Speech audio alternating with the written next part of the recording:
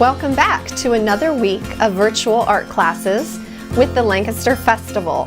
My name is Karla Young, a licensed K-12 art educator, and I have designed a week of spring-themed art projects, each one linked to the work of a famous artist.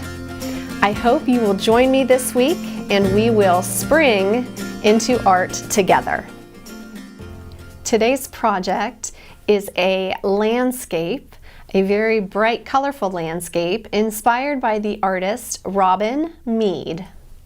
Robin Mead is an independent, self-representing artist whose works include digital and altered art, acrylic and mixed media paintings, and watercolor landscapes and gardens.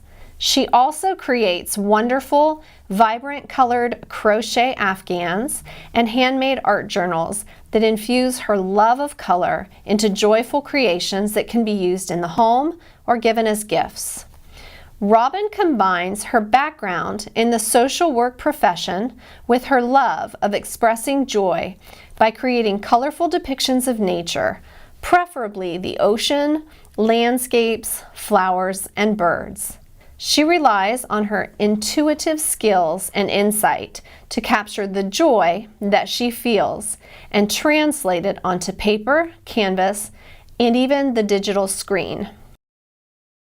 So to start a Robin Mead inspired landscape design, I have a couple examples here of some of her paintings, and a very popular motif that she uses is the waves of the ocean. Behind that, she has some green hills and mountain shapes, and then behind that, she has a summer sunrise. So I'm going to break this drawing down into steps. We're going to draw this together using a pencil and a somewhat sturdy piece of white paper. So we're going to eventually be watercoloring on this, and we want it to hold up. So grab your pencil and we'll get started. The first thing I'm going to do is I'm going to make a spiral like that, right in the corner of my paper. So think about coming in from the side and getting ready to make a circle, but it spirals into the center. And then we're going to draw another spiral a little bit lower, coming off of that one. And we're going to add one more coming off of that one.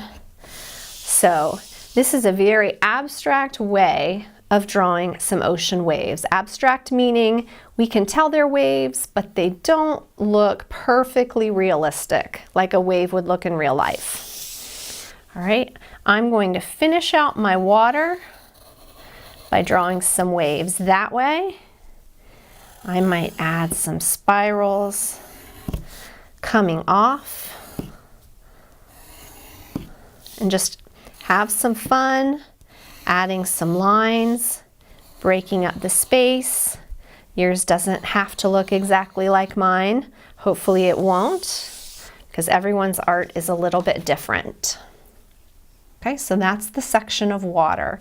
We would call this the foreground. This is what is in the front of the picture. So for the middle ground, we're going to draw some hills. So I'm going to start by drawing a wavy line, a very wavy line to look like a hill. Then I might add another wave or another hill tucked in behind the existing hills.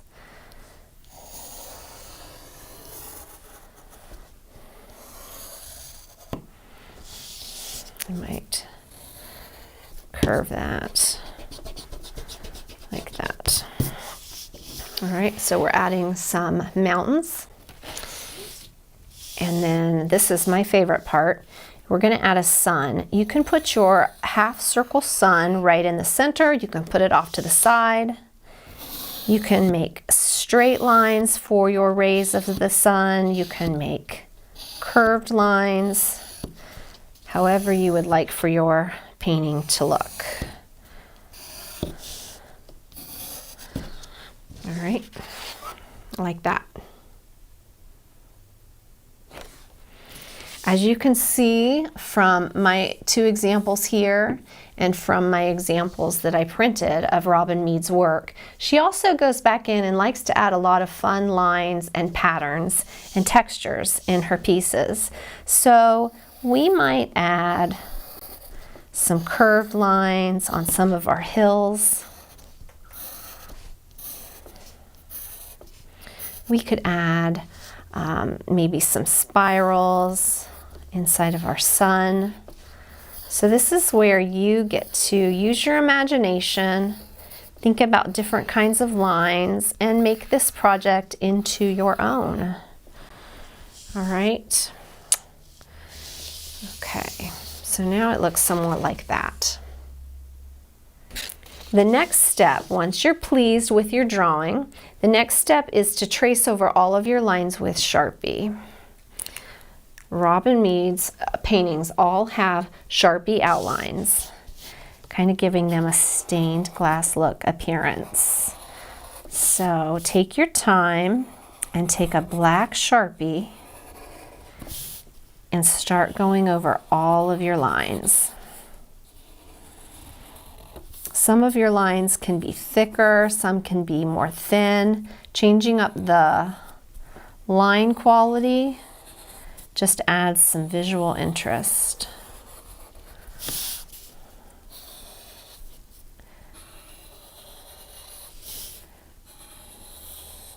If you go off of your pencil lines a little bit, that's okay. You can always erase them later.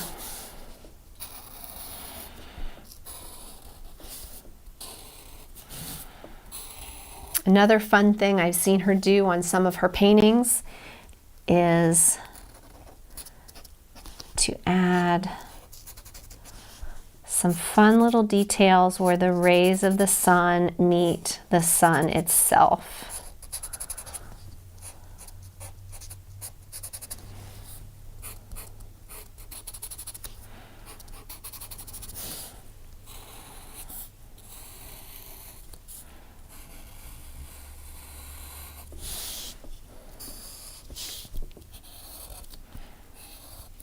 Once you get done putting lines in a section, you may decide you want even more lines. So I'm just going to freehand some more lines in there. So just have some fun with this. We've divided the space into the foreground, which is the waves, the middle ground, which is the hills, and then the background, which is our sun. So I'm going to give you a minute to continue sharpieing over all of your pencil lines, and then we'll meet back for watercolor. So once you have drawn in pencil and gone over your lines in Sharpie, you are ready to start watercoloring.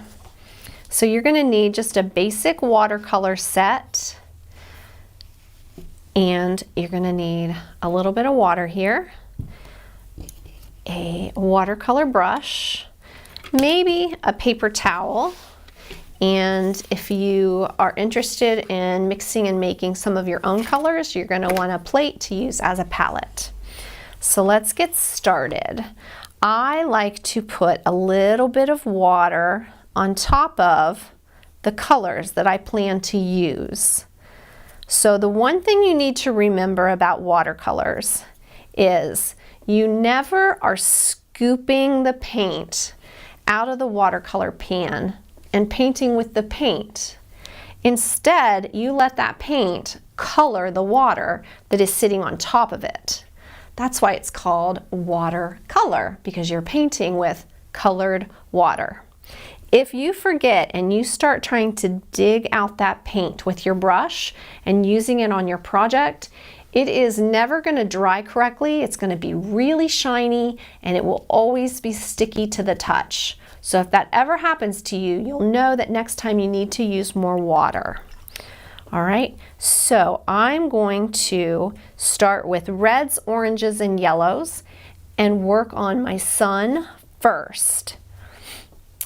Reds, oranges, and yellows are called warm colors. Colors that we associate with warmth, with fire, with the sun, with heat. So again, I am just painting with colored water. I'm going to wash my brush. I'm going to pick up a little bit of orange water and I'm going to overlap it into my red. And look what I've done. I've just blended my red right into my orange. Wash my brush and I'm going to add a little bit of yellow. So it's really fun using watercolors and learning how to mix colors, kind of an ombre, a fade, right on the paper. So let's go ahead and do that again. I'm gonna skip a space and do it over here. You never want to paint a wet section right up against a wet section or all of your colors are going to bleed together. So that's why I'm going to skip a space. So while this is drying, I can go over here and do this next section.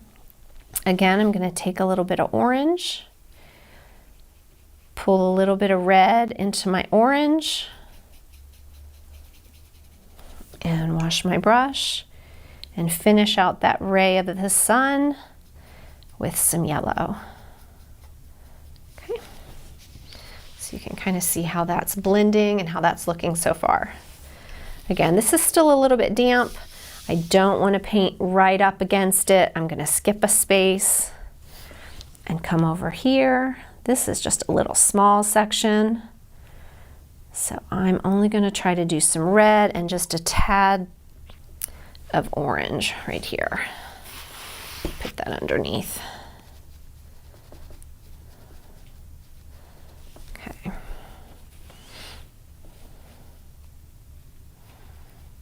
All right, so you kind of get the idea.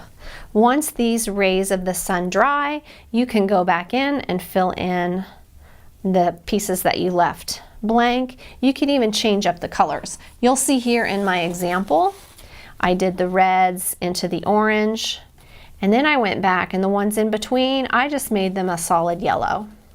So it's however you want to do this. No right or wrong. No right or wrong way. All right, it's personal preference. You're the artist, so you get to choose your colors. So for my sunshine itself, I'm going to put some, it's kind of more of a reddish orange. Then I'm going to add a little bit of that orange here. Kind of the same thing that we've been doing.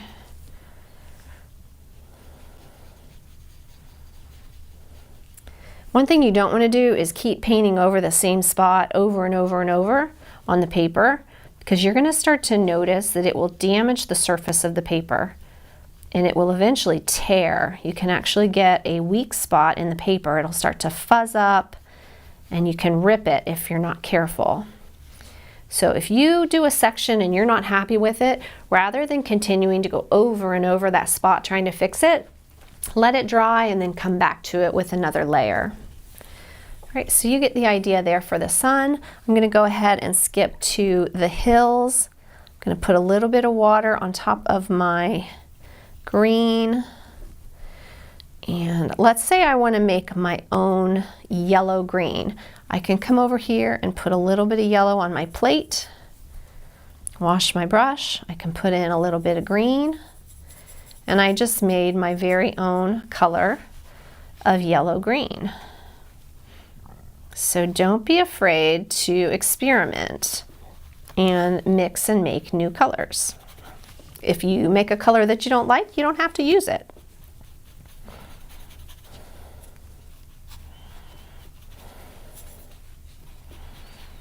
So again, remember, you're painting with colored water. So you want to keep it nice and wet and it'll just flow on the page. Okay. We can add a little bit of green over here. And again, I'm skipping right. I'm gonna hold off on this section because if I paint this, it's gonna bleed into what I just did. So you gotta keep that in mind. Let one section dry before you start painting right next to it. Okay, so you get the idea there. You can even blend your greens. I could do a light green into a dark green. I could even make, what if I put a little green here and maybe a little bit of blue. I could kind of make a blue green. Ooh, there, see, that's what I meant. It got a little orange that bled into it. There we go. So just experiment with your colors and have fun. So I'm just using different colors of green for my hills. Okay, the more variety that you can add in your colors, the more interesting it's going to be. And I'm going to do a little bit now of the ocean. You can see from my example, I used cool colors for the water. I even added some purple in there with the blue. This is not realistic. It doesn't have to be perfectly like it looks in real life. We can make this abstract. If you want to add purple to your ocean, go right ahead. So there, my blue is going to blend into my violet.